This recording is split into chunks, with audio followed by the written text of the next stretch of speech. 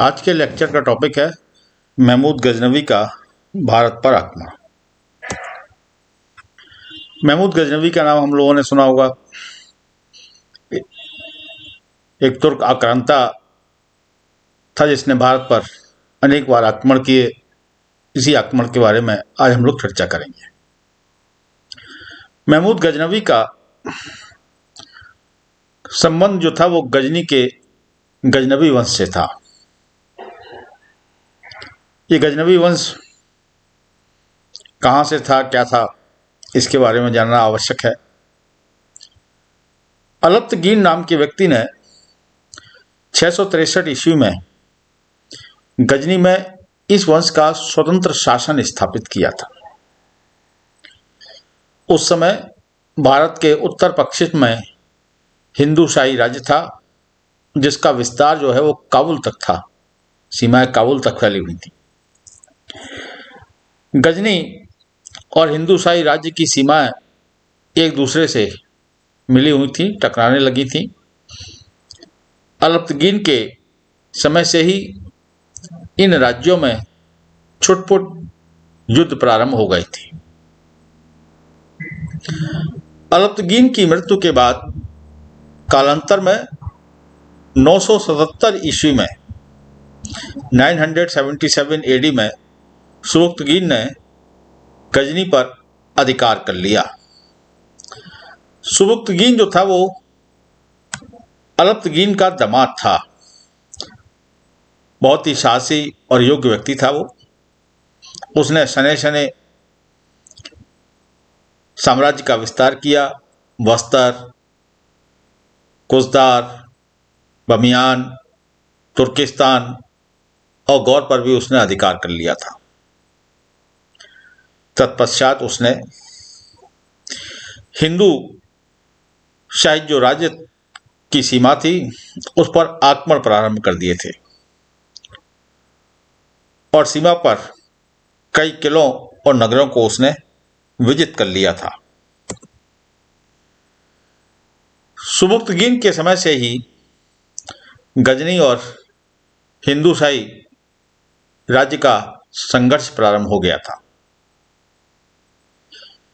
यह जो संघर्ष प्रारंभ हुआ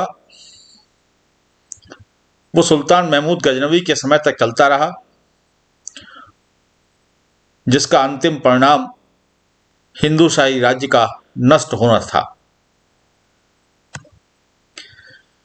986 और 87 ईस्वी में पंजाब के जो हिंदू शासक थे, जिनका की नाम जयपाल था, जयपाल ने गजनी पर आक्रमण किया। गजनी और लमगान के निकट दोनों सेनाओं का मुकाबला हुआ। कई दिनों तक युद्ध चलता रहा। बाद में एक भीषण तूफान के कारण जयपाल की जो सेना थी वो छिन्न भिन्न हो गई। अंततः विवश होकर के जयपाल को संधि करनी पड़ी। जयपाल को संधि करनी पड़ी। संधि करके वो वापस लौटा। लाहौर पहुंच करके उसने संधि की शर्तों को मानने से इनकार कर दिया। इस कारण से सुबुक्तगीन ने जयपाल की सीमाओं पर आक्रमण किया।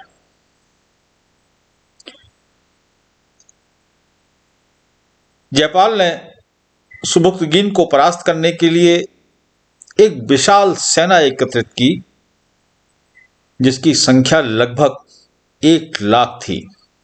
1 लाख सैनिकों की सेना थी। इस संदर्भ में मुस्लिम इतिहासकार फरिश्ता ने लिखा है कि दिल्ली, अजमेर, कालिंजर और निकट के अनेक राजाओं ने अपनी सैन्य टुकड़ियां जो थीं वो जयपाल की सहायता के लिए भी भेजी थी। लमगान के निकट सुबुक्तगीन और जयपाल की सेनाओं के बीच में युद्ध हुआ और इस युद्ध में जयपाल की पराजय हुई। इसके पश्चात सुबुक्तगीन ने लमगान और पेशावर के बीच किया जो भूमि थी उस समस्त भूमि पर अधिकार कर लिया। 997 ईस्वी में सुबुक्तगीन की मृत्यु हुई। अपनी मृत्यु से पहले सुबुक्तगीन ने अपने छोटे पुत्र इस्माइल को अपना उत्तराधिकारी नियुक्त किया। सुबुक्तगीन का जो बड़ा पुत्र था, इसका नाम महमूद था, उसने इस निर्णय को मानने से इनकार कर दिया। 7 महीने बाद ही महमूद ने इस्माइल को परास्त किया और 998 ईस्वी में अपने पिता के राज्य पर अर्थात गजनी की गद्दी पर अधिकार कर लिया। यही व्यक्ति महमूद गजनवी के नाम से प्रसिद्ध हुआ, जिसने भारत पर निरंतर आक्रमण किए और तुर्कों की भारत विजय के लिए मार्ग प्रशस्त किया इस व्यक्ति ने। अब महमूद गजनवी के प्रारंभिक जीवन के बारे में चर्चा करते हैं। महमूद गजनवी का जन्म 1 नवंबर 971 ईस्वी को हुआ था। महमूद गजनवी ने पर्याप्त शिक्षा प्राप्त की थी और अपने पिता सुबुक्तगीन के शासनकाल में उसने अनेक युद्धों में भी भाग लिया था। कहने का तात्पर्य है कि उसे पर्याप्त अनुभव भी था। 998 ईस्वी में 27 साल की उम्र में यह व्यक्ति अपने पिता के साम्राज्य का स्वामी बन गया, अर्थात गजनी का स्वामी बन गया। अपने शासनकाल के प्रारंभ में महमूद ने अनेक विजय हासिल की। उसने अपनी शक्ति के बल पर हेरात, बल्ख और बस्त में अपना सुदृढ़ साम्राज्य स्थापित किया और खुरसान को भी विजित किया। उसने उसकी इन उपलब्धियों के कारण 999 ईस्वी में बगदाद के खलीफा अल कादिर बिल्लाह ने इन प्रदेशों पर उसके अधिकार को स्वीकार किया और उसे यामीन उद्दौला तथा यामीन उल अल्लाह की उपाधियां भी उसको प्रदान की। बगदाद का जो खलीफा हुआ करता था वो मुस्लिम जगत का सर्वे सर्वा हुआ करता था। किसी भी राज्य का सुल्तान व्यक्ति तभी बनता था जब उसको बगदाद के खलीफा का अनुमोदन प्राप्त हो जाता था। और यह उपलब्धि महमूद गजनवी को प्राप्त हुई कि महमूद गजनवी को बगदाद के खलीफा ने मान्यता प्रदान की थी। कहा यह भी जाता है कि जब बगदाद के खलीफा ने उसको यामीन उद्दौला और यमीन उल्लाह की उपाधियां प्रदान की तो इस अवसर पर महमूद गजनवी ने भारत पर प्रत्येक वर्ष आक्रमण करने की भी शपथ ग्रहण की उसने। अब बात करते हैं महमूद गजनवी के जो भारत पर उसने आक्रमण किया उसके उद्देश्य क्या थे। इतिहासकारों ने महमूद गजनवी के भारत आक्रमणों के बारे में अलग अलग मत प्रकट किए हैं। उनसे पता लगता है कि भारत पर आक्रमण करने के उसके अनेक उद्देश्य थे, जैसे आर्थिक उद्देश्य, धार्मिक उद्देश्य, राजनीतिक उद्देश्य और खलीफा का आदेश। तो सबसे पहले बात करते हैं आर्थिक उद्देश्य की। कुछ इतिहासकारों का मानना है कि महमूद गजनवी ने अतुल धन संपदा को लूटने के उद्देश्य से भारत पर आक्रमण किए थे। इसीलिए उसने अपने आक्रमणों का लक्ष्य जो था वो दुर्गों को न बना करके मंदिरों को बनाया उसने, क्योंकि मंदिरों में अतुल धन संपदा एकत्रित थी। मंदिरों पर आक्रमण करके उसको अतुल धन संपदा प्राप्त हुई। दूसरा उद्देश्य धार्मिक उद्देश्य था उसका। कुछ इतिहासकारों का यह भी मानना है कि महमूद गजनवी ने धार्मिक भावना से प्रेरित होकर के भारत पर आक्रमण किया था। उसका इस्लाम धर्म में आस्था थी। उसका जो दरबारी कवि, दरबारी इतिहासकार जो था, जिसका कि नाम उतवी था, उतवी ने लिखा है कि महमूद गजनवी के जो भारत पर आक्रमण थे वो जेहाद थे। महमूद गजनवी के आक्रमणों का उद्देश्य जो था वो इस्लाम धर्म का प्रचार करना था, मूर्ति पूजा का विनाश करना था। महमूद गजनवी ने अपने आक्रमणों के दौरान भारत में अनेक हिंदुओं को जबरन मुसलमान बनाया। उसने मंदिरों और मूर्तियों का विध्वंस किया। इसके अतिरिक्त उसने हिंदुओं के तीर्थ स्थानों को भी नष्ट भ्रष्ट किया। तीसरा उद्देश्य उसका राजनीतिक उद्देश्य भी था। महमूद गजनवी एक अत्यंत महत्वाकांक्षी व्यक्ति था।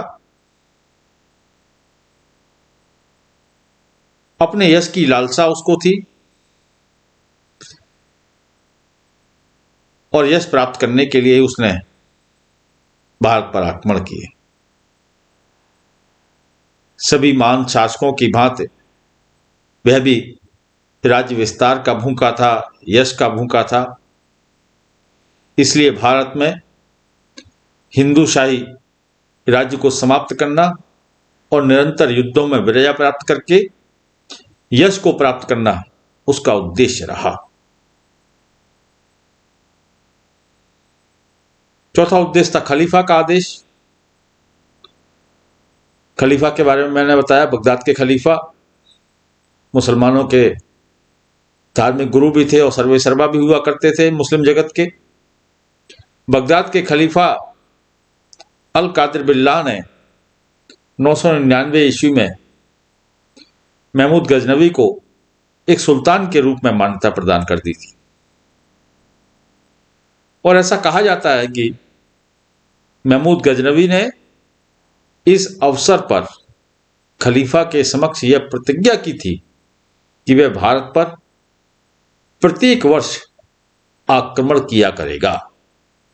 तो ये उसके उद्देश्य थे, आर्थिक, धार्मिक, राजनीतिक, और खलीफा के आदेश के तहत उसने भारत पर आक्रमण किए।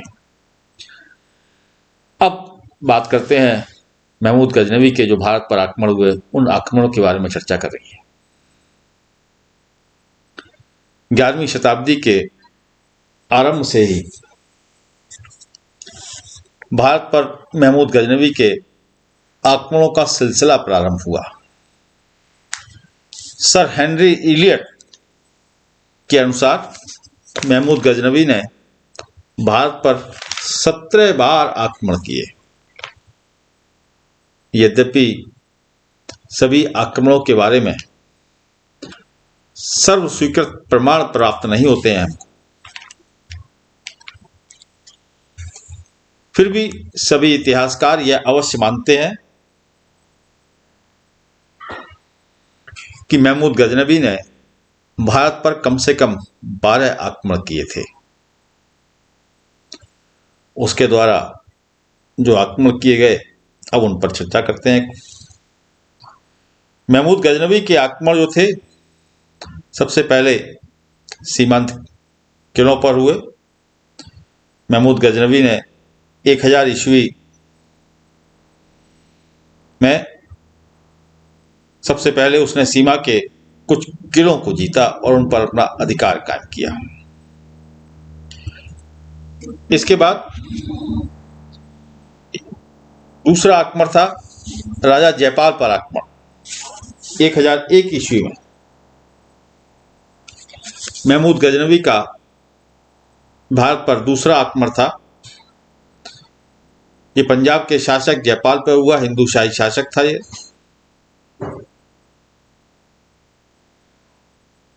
जयपाल को इसके फादर इन लॉ इसके पिता, जिनका कि नाम सुबुक्तगीन था, सुबुक्तगीन ने 2 बार परास्त किया था जयपाल को। जयपाल ने बड़ी वीरता के साथ में महमूद गजनवी का सामना किया, लेकिन इस युद्ध में जयपाल को पराजय का सामना करना पड़ा। महमूद गजनवी ने जयपाल और उसके पुत्र और पौत्र को बंदी बना लिया था। जयपाल ने बहुत सा धन देकर के अपने आप को मुक्त कराया था किसी तरह से। कहा जाता है कि उसने 25 हाथी और 2,50,000 दीनार की राशि उसको दी थी, तब वो जाकर के मुक्त हुए थे। लेकिन जयपाल अपने इस अपमान को सहन नहीं कर पाया और आत्मग्लानि के कारण 1002 ईस्वी में उसने अग्नि में जल करके अर्थात आत्मदाह करके अपने प्राणों की आहुति दे दी। इतना आत्मग्लानि में भर गया था। जयपाल के बाद उसका पुत्र जो था, जिसका कि नाम आनंदपाल था, 1002 ईस्वी में पंजाब के राज सिंहासन पर आसीन। इसके बाद अगला आक्रमण था भेरा पर आक्रमण। महमूद गजनवी ने 1003 ईस्वी में झेलम नदी के किनारे भेरा नगर पर आक्रमण किया। भेरा के शासक ने महमूद गजनवी का 4 दिन तक अदम्य साहस और वीरता के साथ में सामना किया, लेकिन अंत में उसकी पराजय हुई और महमूद गजनवी ने भेरा नगर को अपने अधिकार में ले लिया। इसके बाद अगला आक्रमण भटिंडा पर आक्रमण। महमूद गजनवी ने 1004 और 5 ईस्वी में भटिंडा पर आक्रमण किया। उस समय भटिंडा के शासक जो थे, उनका नाम बाजीराव था। बाजीराव ने बड़ी वीरता के साथ में महमूद का सामना किया, लेकिन उनको पराजय का सामना करना पड़ा। पराजित होकर के बाजीराव ने आत्महत्या कर ली। महमूद ने भटिंडा पर बहुत लूटपाट की, भयंकर हत्याकांड किया, अत्याचार किया वहां की जनता पर। अगला आक्रमण मुल्तान पर आक्रमण।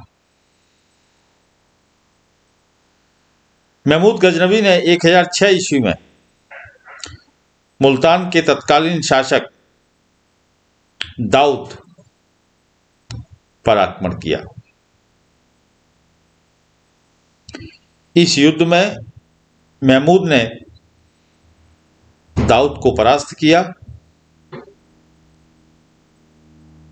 और जयपाल की पुत्री के पुत्र, जिसका कि नाम सुखपाल था, जिसने संभवतः इस्लाम धर्म धारण कर लिया था, उसको मुल्तान का शासक बना दिया।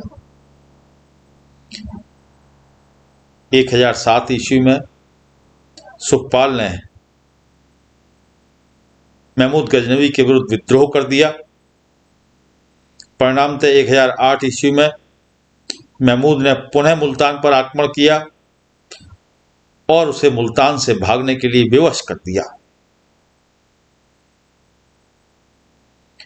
इसके बाद अगला आक्रमण आनंदपाल पर आक्रमण। मुल्तान पर जब आक्रमण किया था उसने, तो उस समय पंजाब के शासक आनंदपाल, जो कि जयपाल का पुत्र था, मैंने बताया था जयपाल ने आत्मग्लानि के कारण आत्मदाह कर लिया था। उसके बाद आनंदपाल वहां के शासक बने थे पंजाब के। तो मुल्तान पर जब आक्रमण किया था तो आनंदपाल ने मुल्तान के शासक की सहायता की थी। इस बात से नाराज होकर के 1008 ईस्वी में महमूद गजनवी ने आनंदपाल पर जोरदार आक्रमण किया। इस युद्ध में आनंदपाल ने उज्जैन, ग्वालियर, कन्नौज, दिल्ली, अजमेर, इन सभी स्थानों के जो राजपूत शासक थे उनका भी सहयोग प्राप्त किया था। इस लड़ाई में खोखरों ने भी आनंदपाल की बड़ी मदद की थी। आनंदपाल की सेना ने युद्ध के प्रारंभिक दौर में महमूद गजनवी की जो तुर्की सेना थी, हजारों सैनिकों को, उस सेना के हजारों सैनिकों को तलवार की नोक पर उनको मौत के घाट उतार दिया था। लेकिन दुर्भाग्यवश हिंदुओं की सेना के सेनापति का हाथी जो था वो बिगड़ गया, जिससे कि हिंदू सेना के अंदर भगदड़ मच गई। परिणामतः महमूद गजनवी के लगभग 10,000 घुड़सवारों ने भयंकर मारकाट मचा दी। हजारों हिंदू सैनिक काट डाले गए। अंततः हिंदुओं को पराजय का सामना करना पड़ा। इस वजह से महमूद गजनवी का उत्साह जो था वो और अधिक बढ़ गया।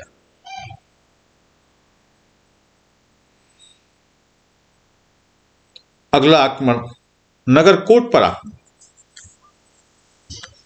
1009 ईस्वी में महमूद गजनवी ने नगरकोट के प्रसिद्ध किले पर आक्रमण किया।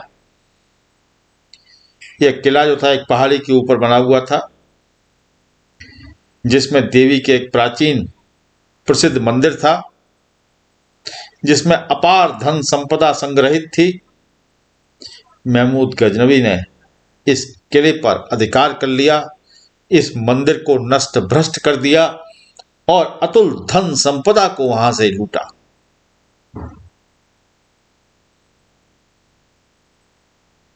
इसके बाद अगला आक्रमण नारायणपुर पर आक्रमण। 1009 ईस्वी में ही महमूद गजनवी ने अलवर राज्य में स्थित नारायणपुर पर आक्रमण किया। वहां पर भी मंदिरों को तोड़ा, वहां लूटपाट की। अगला आक्रमण त्रिलोचन पाल पर आक्रमण। 1012 ईस्वी में पंजाब में जब आनंदपाल की मृत्यु हो चुकी थी, मृत्यु के बाद वहां पर त्रिलोचन पाल शासक बना था। महमूद गजनवी ने त्रिलोचन पाल पर भी अनेक आक्रमण किए।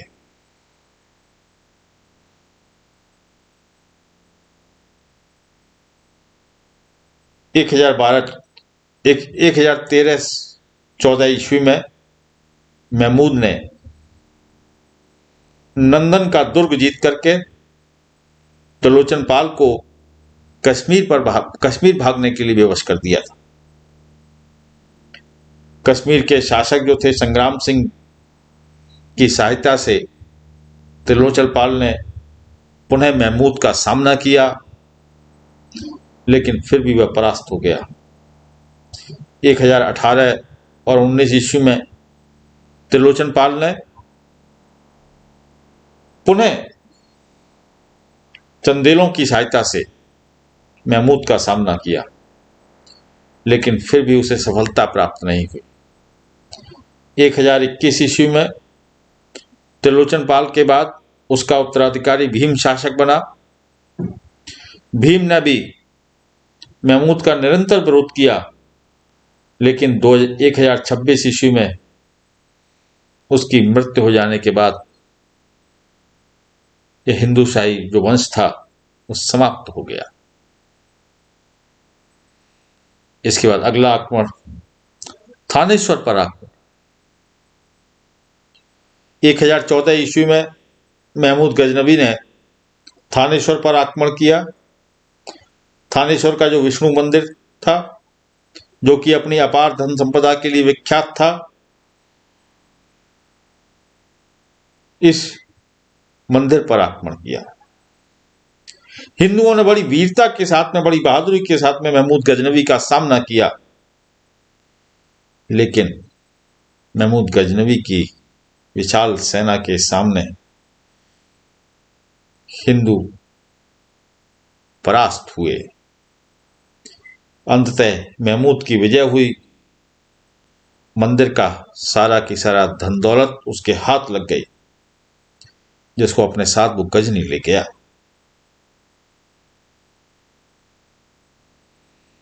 इसके बाद बुलंदशहर और मथुरा पर आक्रमण।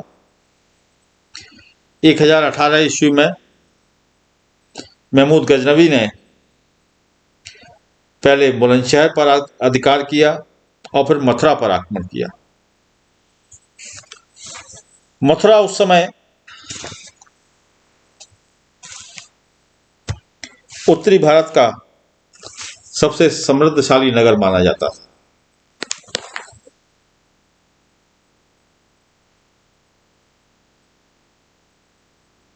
महमूद गजनवी ने मथुरा, जो कि हिंदू लोगों का तीर्थ स्थल था,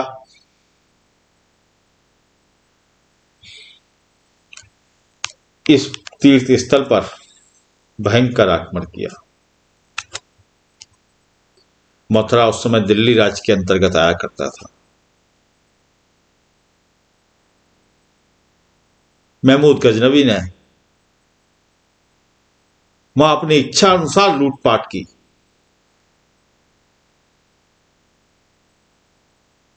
मथुरा के अंदर हजारों मंदिर थे, हिंदुओं का महान तीर्थ स्थान था।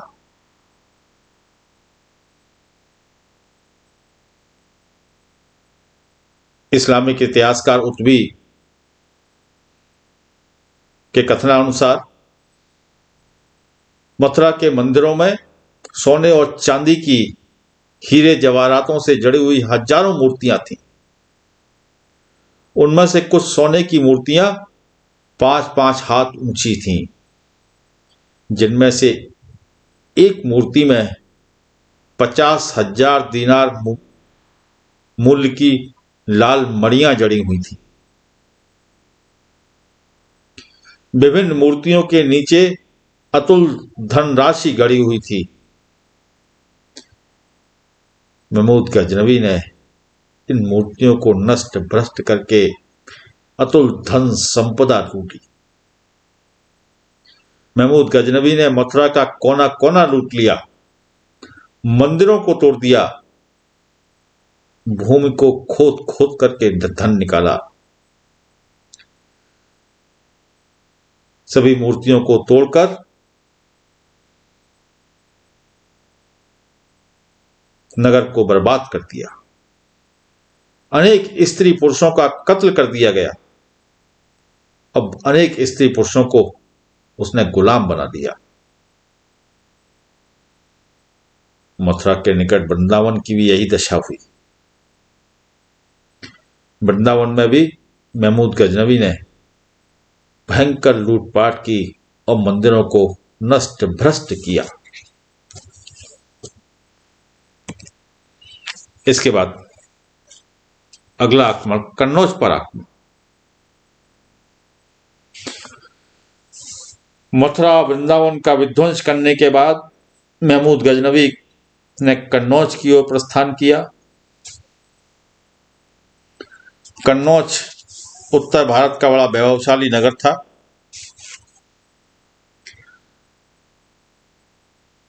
कन्नौज का जो शासक था, जो कि प्रतिहार वंशीय शासक था, इसका नाम राज्यपाल था।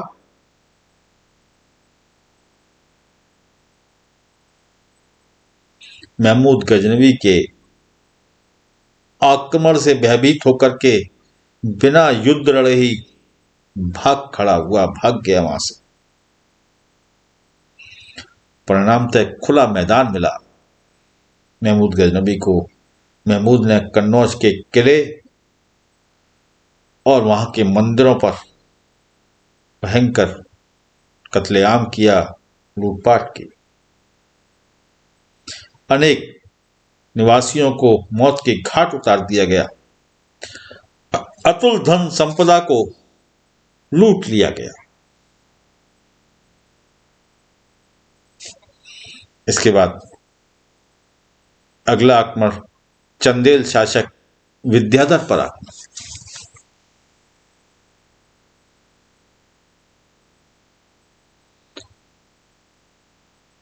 चूंकि कन्नौज के शासक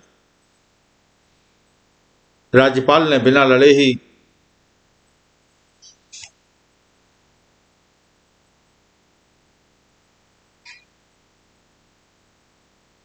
महमूद की अधीनता स्वीकार कर ली थी एक प्रकार से,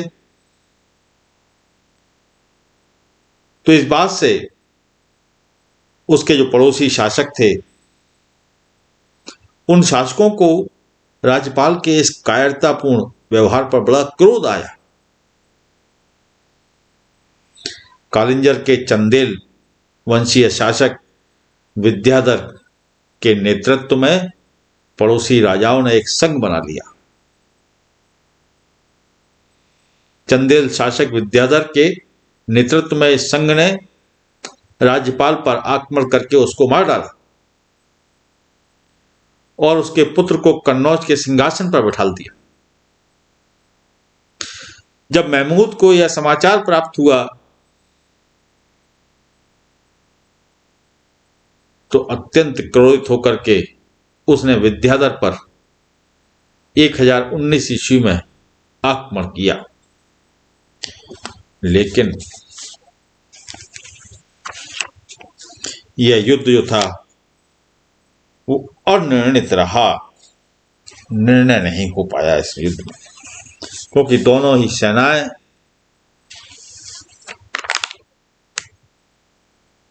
एक दूसरे से बढ़कर थीं उस समय।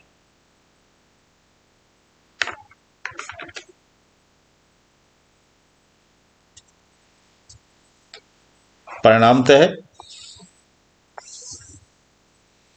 महमूद ने 1022 ईस्वी में दोबारा से विद्याधर पर आक्रमण किया और अंत में दोनों पक्षों ने संधि करना ही उचित समझा। संधि हो गई। इसके बाद अगला आक्रमण था सोमनाथ पर आक्रमण। महमूद गजनवी के आक्रमणों में सोमनाथ का आक्रमण काफी महत्वपूर्ण था, प्रमुख माना जाता है। सोमनाथ का शैव मंदिर अपनी अतुल धन संपदा और हिंदुओं की आस्था के का एक विख्यात केंद्र था।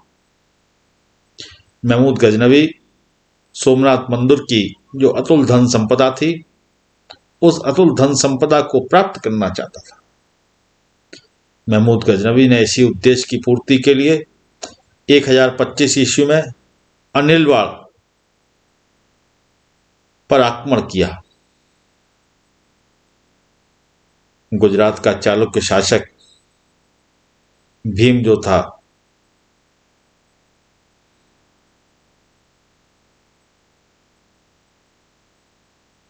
वो अपनी राजधानी छोड़कर के युद्ध की तैयारी के लिए अन्य स्थान पर था।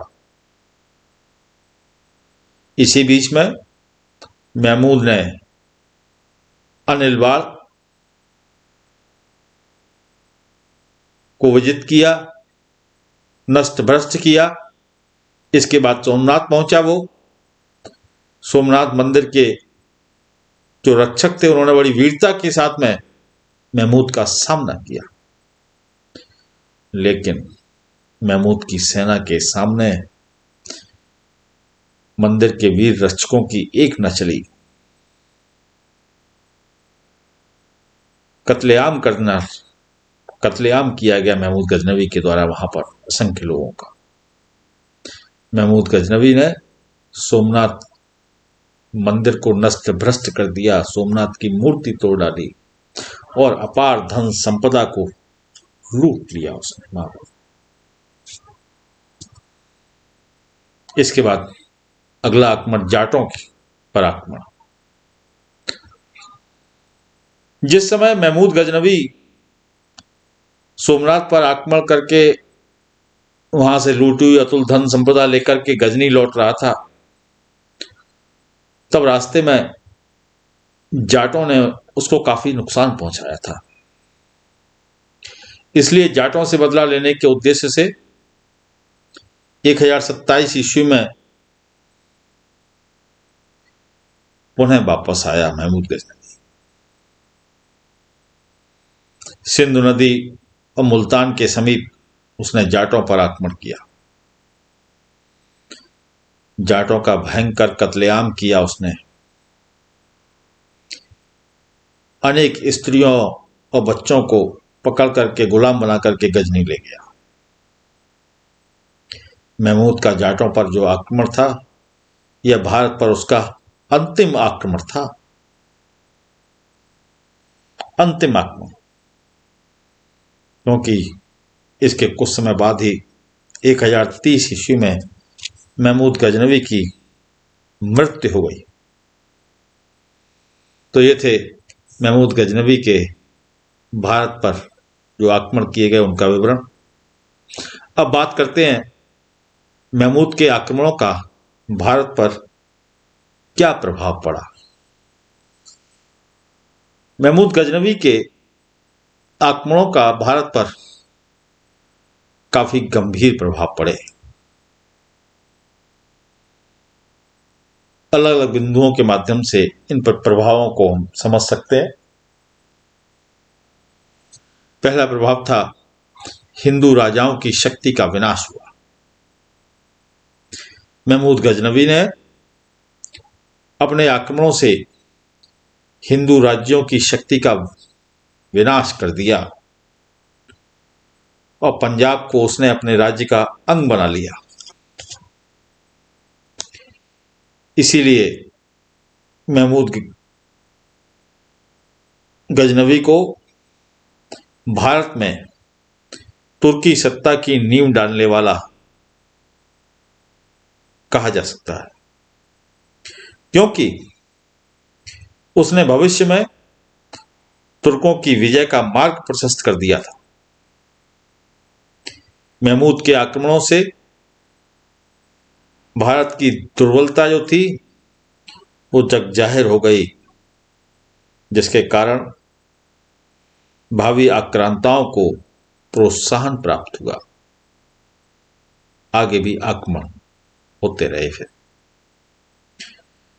दूसरा प्रभाव था अपार धन और जन की हानि।